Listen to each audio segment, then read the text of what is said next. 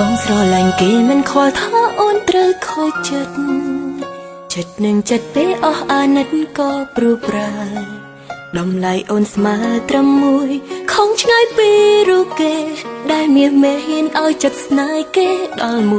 100នៅទីបំផុតមនុស្សបងត្រូវក្បត់គឺរូបអូនទុកសៅមកបងតែងធ្វើឲ្យអូនជួបញ័រតែមនុស្សងប់ស្រឡាញ់មិនងាយបដូរចិត្តឡើយទោះបីដឹងហើយថាប្រត់ត្រានត្រៃមិនចង់នៅក្បែរ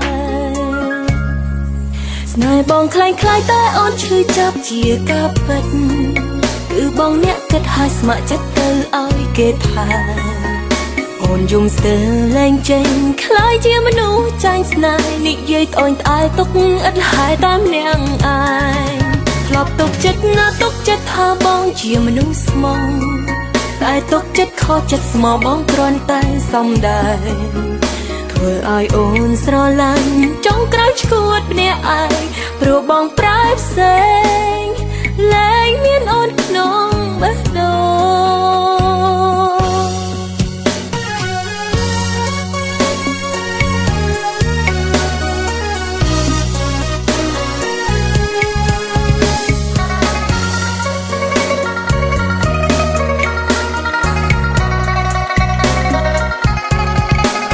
នៅទីបំផុតមនុស្សបងត្រូវក្បត់គឺរូបអូនទុកសៅមកបងតែងធ្វើឲ្យអូនជួបញ័រតែមនុស្សងប់ស្រឡាញ់មិនងាយបដូរចិត្តឡើយទោះបីដឹងហើយថាប្រត់ត្រានត្រៃមិនចង់នៅក្បែរស្នេហ៍បងคล้ายតែអូនឈឺចាប់ជាការពិតគឺបងអ្នកគិតឲ្យស្ម័គ្រចិត្តទៅឲ្យគេថាអូនយំស្ទើរលែងចេញคล้ายជាមនុស្សចាញ់ស្នេហ៍និយាយត្អូញត្អែទុកឥតលហើយតាមនាងឯងធ្លាប់ទុកចិត្តណាទុកចិត្តថាបងជាមនុស្សស្មង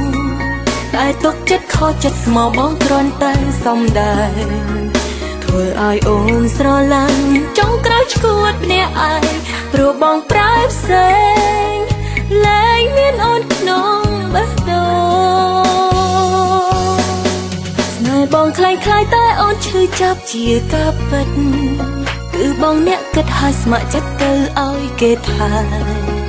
អូនយំស្ទើរលែងចេញคล้ายជាមនុស្សចាញ់ស្នេហ៍និយាយត្អូញត្អែទុកឥតលហើយតាមនាងឯងធ្លាប់ទុកចិត្តណាទុកចិត្តថាបងជាមនុស្សស្មង